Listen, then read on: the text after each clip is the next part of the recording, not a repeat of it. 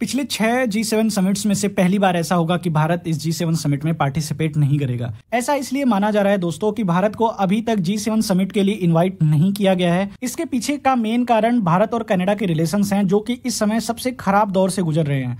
Justin Trudeau ने जिस तरीके से भारत और कनाडा के जो रिलेशंस है उसको खराब किया, खालिस्तान के इशू को लेकर और हरदीप सिंह निज्जर के मर्डर के केस को लेकर, इवन कनाडा में सरकार चेंज होने के बावजूद भी अभी कोई खास सुधार नहीं दिखाई दिए हैं और हो सकता है कनाडा शायद भारत को इनवाइट ना करे। और अगर भारत को इनवाइट किया भी जाता है तो इसमें हो सकता है हमारे प्राइम मिनिस्टर मोदी जी ना जाए, उनकी जगह पे एस जयशंकर जी को या फिर हमारे फाइनेंस मिनिस्टर को भेजा जा सकता है। यहाँ पे अगर G7 में भारत के पार्टिसिपेशन की बात की जाए तो भारत को G7 से काफी ज्यादा उम्मीदें रहती हैं, लेकिन जब से रसिया यूक्रेन वॉर स्टार्ट हुआ है उसके बाद से जो भी G7 समिट्स हुई हैं उनका main centre point Russia Ukraine war है।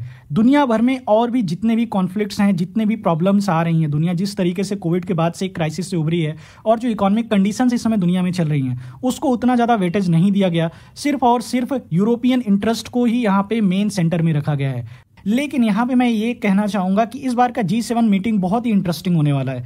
इस बार मेन हाईलाइट होगा यूएसए। ट्रंप ने जिस तरीके से यूरोप पे टैरिफ्स लगाए हैं, यूरोपियन कंट्रीज ट्रंप से यह क्वेश्चन जरूर रेज करेंगे और इसी के साथ यह भी देखना होगा कि क्या ट्रंप यूरोपियन कंट्रीज को कुछ राहत प्रदान करेंगे या फिर अपने स्टैंड पे क्लियर रहेंगे।